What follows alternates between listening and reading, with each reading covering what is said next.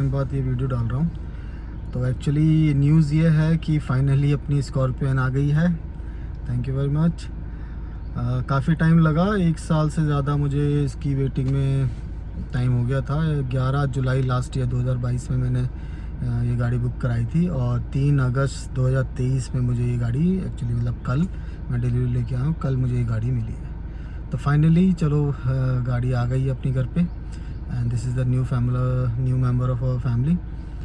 तो गाड़ी ओवरऑल अच्छी है। मैंने कल गुड़गांव से मैं लेके आया हूँ अपने घर तक, that is around 60 kilometres from there. तो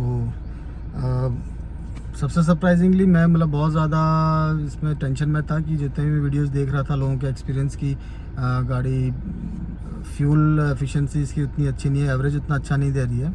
लेकिन मैंने कल ये गाड़ी चलाई है करीब 60 किलोमीटर, 60 से 70 किलोमीटर के आसपास मैंने चला दी है गाड़ी। और जो मुझे फ्यूल एफिशिएंसी इसमें मिली है वो आप ये देखो, करीब 13 के आसपास की मुझे ओवरऑल एफिशिएंसी मिली है। लेकिन जब मैं इसको चला रहा था तो मुझे 16.9 15 के आसपास तक कभी आ रही। तो इसमें काफ़ी टाइम तो मैं आइडियल रहा हूँ, मतलब काफ़ी टाइम मैं गाड़ी के फीचर्स वगैरह देख रहा था और चीज़ें अपना एक्सप्लोर करते ही हैं। तो मतलब आप समझ लीजिए काफ़ी मतलब ये करीब 1 घंटे के आसपास तो ये आइडल में ही गाड़ी चली है। और उसके बाद मेरा जो एवरेज आ रहा है वो 13.3 आ रहा है। तो that is quite decent with the engine size of 2.2 litres. तो मेरे हिसाब से तो एवरेज अभी तक तो ठीक है, बाकी आगे मैं आपको अपडेट करता रहूँगा। बाकी अभी तक का जो मेरा एक्सपीरियंस है गाड़ी को लेके, गाड़ी रियली काफ़ी लग्जूरियस है, मतलब चलाने में बहुत मज़ा आ रहा है। ठीक है, हाइट और इवन मतलब हाइट अगर आप देखो तो आप ये देखो मेरे बाजू में एक फॉर्च्यूनर खड़ी हुई है। तो अगर आप सीटिंग हाइट देखो तो मुझे ऐसा लगता है कि सीटिंग हाइट तो फॉर्च्यूनर के ड्राइवर से भी थोड़ी सी ऊंची है। हालांकि मतलब मैं दोनों गाड़ियां आमने सामने खड़ी हैं, अब आप देखोगे दूर से तो गाड़ी आपको मतलब बिल्कुल बराबर ही लगेगी आपको एक तरह से फॉर्च्यूनर के बराबर। लेकिन फॉर्च्यूनर से कंपेयर मैं बिल्कुल नहीं कर रहा हूँ, मैंने हालांकि फॉर्च्यूनर कभी चलाई भी नहीं तो मैं कह नहीं सकता। लेकिन एज़ पर द प्राइस जो हमने इसको पे किया, मैंने अभी तक इसका जो शोरूम पे किया है वो करीब 21 लाख्स मैंने इसको लिए पे किए हैं। This is Z8 diesel 7 seater with 4x4, ठीक है, 4 एक्सप्लोरर ही मॉडल है। तो इसके लिए अभी इसमें रजिस्ट्रेशन बाकी है, राजस्थान के इसमें रजिस्ट्रेशन होगा तो करीब 2-2.25 लाख रुपये हो लगेंगे। तो मतलब ऑलमोस्ट करीब 23 एंड समथिंग की ये कार मुझे पड़ेगी। तो फाइनली जो मेरे फर्स्ट एक्सपीरियंस हैं इस गाड़ी को लेके वो एक थोड़ा से सरप्राइजेस हुए हैं मुझे।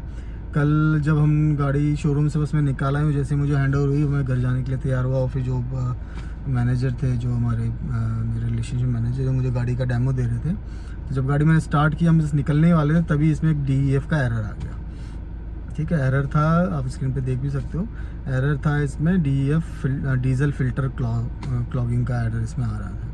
तो फिर उन्होंने कोई टेक्निकल पर्सन को बुलाया, उन्होंने भी चेक किया। तो फिर उन्होंने कहा कि नहीं सर, ये अभी क्या गाड़ी काफ़ी टाइम से खड़ी भी है, चली नहीं है, इस वजह से ये आ रहा है। तो आप इसको करीब 50-60 किलोमीटर जब चलाओगे तो अपने आप चला जाएगा। तो मैं काफ़ी घबरा गया था, मैंने कहा भाई देखो नई गाड़ी ली है अभी और अभी से ही इस टाइप का इशू आने लगा तो क्या होगा। क्योंकि मेरा एक्सपीरियंस थोड़ा सा क्या है ना, मैं क्योंकि this is my second vehicle from Mahindra. तो मेरा जो लास्ट व्हीकल था वो TUV 300 था। तो उसकी भी जब डिलीवरी मैंने ली थी तो उसके सेकंड डे ही उसमें स्टार्टिंग इश्यूज़ आ गए थे। और फिर मैं उसको सर्विस स्टेशन लेके गया था, वहाँ पे जब उसको चेक करवाया तो पता चला कि उसमें मैंने इंजन कोटिंग करवाई थी। ठीक है, तो इंजन कोटिंग की वजह से उनका कुछ इंजन कोट का जो पेंट या जो भी उनका लिक्विड होता है वो सर उनके इसके अंदर एक ऑक्सीजन सेंसर होता है एग्जॉस्ट पे लगा, तो उसके ऊपर लग गया था। मतलब this is what they said to मी।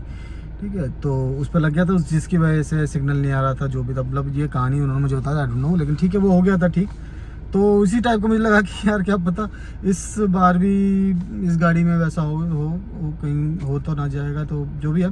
तो लेकिन फाइनली फॉर्चुनेटली उस मतलब मैं गाड़ी में मैंने जब चलाई तो करीब 10-15 किलोमीटर चलाने के बाद ही वो एरर कोड चला गया था। तो थैंक गॉड अभी तक तो ऐसा कोई इश्यू नहीं है। बाकी अब जब मैं गाड़ी को थोड़ा सा मैंने चलाया है और कल से अभी तक का जो मेरा एक्सपीरियंस है तो उसमें कुछ इश्यूज़ नहीं कहूँगा, कुछ मेरे फीडबैक्स हैं जो मतलब मुझे देना चाहिए। तो जो पहला जो पॉइंट है मेरा फीडबैक जिसे मैं कह सकता हूँ, तो ये जो आपके दो बटन्स है अपने विंडोज़ के लिए, फ्रंट विंडोज़ के लिए। ये क्या है, one touch down, one touch दोनों, ये वन टच डाउन है। तो जनरली जो हम बाकी गाड़ियों में देखते हैं तो उसमें क्या होता है कि आप जब इसको हल्का सा प्रेस करते हो तो उसके बाद एक टिप आता है, मतलब हल्का सा प्रेस करने के बाद आपको एक अलग फील आता है कि आप उसको भी आप ऑल द वे डाउन जाओगे तब वो वन टच अप हो, मतलब one touch down continuous down हो जाता है। लेकिन इसमें वैसा नहीं है, इसमें यह है कि आप अगर हल्का सा प्रेस करोगे तब ये पूरा वन डाउन चला जाएगा, और फिर आप इसको ऊपर करो तो वन टच अप तो नहीं है लेकिन वन टच डाउन तो इसमें हो जाता है। लेकिन यही कन्फ्यूजन थोड़ा सा मुझे शुरू में हो, क्योंकि बाकी जितनी भी गाड़ियाँ हैं, मेरे पास एक हुंडई औरा भी है, उसके अंदर भी ऐसा होता है कि आप फर्स्ट तो आप पार्शल इसको डाउन कर सकते हो, और जब आपको ऑल द वे डाउन करना हो तो ऑल द वे इसको आप नीचे तक पुश करना पड़ेगा। वो सिस्टम इसमें थोड़ा सा उल्टा है। चलो वो कोई बड़ा इशू नहीं है। दूसरा फिट एंड फिनिश तो आप देख ही सकते हो, महिंद्रा में वो इशू तो हमेशा ही होता है। अब ये देखो, ये फिट एंड फिनिश का तो इशू हमेशा ही रहेगा। दूसरा एक बहुत ही अजीब सा इशू है, एक तो ये जो अपना इंजन स्टार्ट स्टॉप बटन है ना, ये काफ़ी इरिटेटिंग है इसमें। मतलब आप इसको ऑफ़ कर दोगे ना, अभी मैंने इसको ऑफ़ कर रखा है, लेकिन जैसे आप नेक्स्ट टाइम गाड़ी ऑन करोगे तो ये ऑटोमेटिकली वापस ऑन हो जाएगा। मतलब इसको आप परमानेंटली ऑफ़ नहीं कर सकते, ये एक बड़ा इशू है। दूसरा इशू इसमें एक मुझे आ रहा है, वो ये आ रहा है कि जब गाड़ी आप रात को ऑफ़ करते हो ना तो इसके हेडलाइट्स जो होता है ना, रनिंग जो अपना लीडिंग टू होम लाइट जो होती है, तो इसकी हेडलाइट्स अपने आप ओपन हो जाती है, अपने आप जो है ना स्विच ऑन हो जाती है। वो उसको आप ऑफ़ करने का मुझे अभी तक तो मिला नहीं है कहाँ पे, तो अभी इसका मैं यूज़र मैनुअल देखूंगा कि वो ऑटोमेटिकली ऑन ना हो।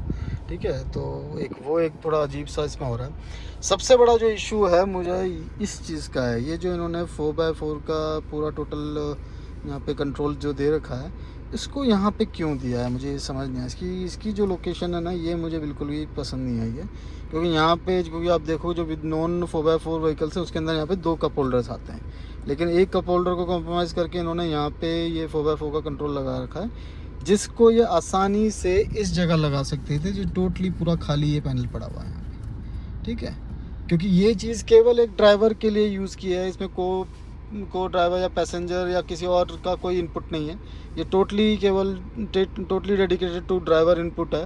उसको यहाँ सेंटर कंसोल में देने का मुझे कोई मतलब समझ में नहीं आया। इन्होंने पूरा एक कप होल्डर कॉम्प्रोमाइज़ कर दिया है, और जबकि यहाँ पूरी जगह खाली पड़ी हुई है। यहाँ पे ये आराम से इसको दे सकते थे, जैसे फॉर्च्यूनर में हालांकि इस साइड आता है, लेकिन आपके पास यहाँ पे अच्छी खासी जगह थी, यहाँ पे आराम से आप दे सकते थे। ठीक है, ऐसा भी नहीं है कि अगर आप देखोगे थार वगैरह में या जिमनी में, आपका जो ट्रांसफ़र केस का जो लीवर होता है 4x4 का, वो यहाँ पे होता है। उसका रीज़न ये है कि आपका जो गियर बॉक्स है उसके जस्ट नीचे होता है। ठीक है, इसकी वजह से मैकेनिकल सिस्टम है तो उसके लिए वहाँ देना पड़ता है, तो वो मजबूरी समझ में आता है। लेकिन ये पूरा एक इलेक्ट्रॉनिक सिस्टम है, तो इसको यहाँ देने का मुझे कोई रीज़न नज़र नहीं आ रहा है। हालांकि अगर किसी को पता हो तो प्लीज़ कमेंट्स में मुझे बताना। नहीं तो इसको आराम से, इस पैनल को, इलेक्ट्रॉनिक पैनल है, इसको उठा के आप डायरेक्टली यहाँ पे रख सकते थे।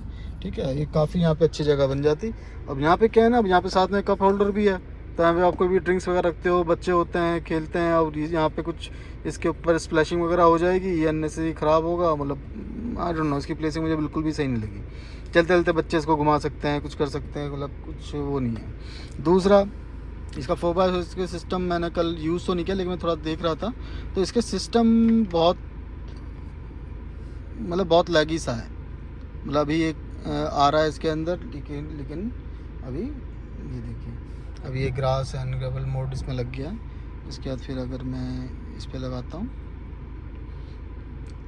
तो ये भी हमारा मड एंड रट मोड पे आ गया, और जैसे हम इसको ऑन करते हैं तो गाड़ी अपने आप 4x4 में लग जाती है। ठीक है, तो कहने का पॉइंट ये है कि अब क्योंकि 4x4 ऑन द गो भी लग सकता है। अब यहाँ पे कोई बच्चा बैठा है या कोई बेटा खेल रहा है, खेलते खेलते इसको नॉब को घुमा देगा और आपकी गाड़ी अननेसेसरी 4x4 में लग जाएगी। और आपको पता है टार्ट सरफेस के ऊपर 4x4 पे चलाना गाड़ी सही नहीं है, ट्रांसमिशन को डैमेज हो सकता है। तो ये एक बहुत ही रिस्की सी चीज़ इन्होंने यहाँ पे दे दी है, जो मुझे बिल्कुल भी सही नहीं लगी। क्योंकि और इसका नॉब है ना, इस नॉब में फीडबैक बिल्कुल भी नहीं है, बहुत स्मूथली चलता है।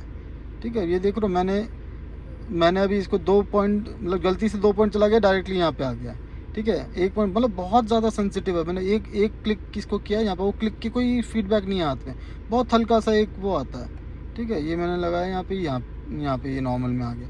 मतलब इतना फ्लिमजी है कि इसको आप गलती से कुछ यहाँ पे रख रहे हो, कुछ कर रहे हो, उसी में ये घूम जाएगा और ये 4x4 में लग जाएगा। ये ऑटोमेटिकली, मैंने ये बटन दबाया नहीं है अभी तक, ठीक है। अब ये क्योंकि ये 4x4 में लग गया, अब इसको ऑफ़ करना है तो मुझे इस बटन को दबाना पड़ेगा, ठीक है। अब ये ऑफ़ ये हो रहा है, ठीक है। लेकिन अगर समझ लो मैं अब ये देखिए भी ऑफ़ है, ठीक है। अभी मैं इसको अगर 1 क्लिक मैंने कर दिया, ठीक है, ये इस पर ब्लिंकिंग शुरू हो गई, ये ऑटोमेटिकली 4x4 में लग जाएगा अभी, ठीक है। ये देखो यहाँ पे लग रहा है, ये 4x4 एक्टिव यहाँ पे हो चुका है, ठीक है। केवल मैंने नॉब घुमाया 4x4 एक्टिव हो गया। तो ये चीज़ बड़ी थोड़ा सा रिस्की मुझे लगता है कि ऐसा नहीं होना चाहिए था। मतलब ये थोड़ा सा कंट्रोलेबल इस टाइप का अगर सिस्टम है तो इसको आप टोटली इसकी प्लेसमेंट अगर यहाँ कर देते ना तो काफ़ी बेटर हो जाती है ये चीज़। तो इस चीज़ का थोड़ा देखना चाहिए था महिंद्रा को। बाकी अब जैसे ही अब मैं इसको गाड़ी को यूज़ करूँगा तो जैसे जैसे मेरे को चीज़ें पता चलती है मैं बताता जाऊँगा आपको, ठीक है। चलो, थैंक यू फॉर नाउ। और आगे और भी वीडियोस में अपना स्कॉर्पियन आ चुकी है,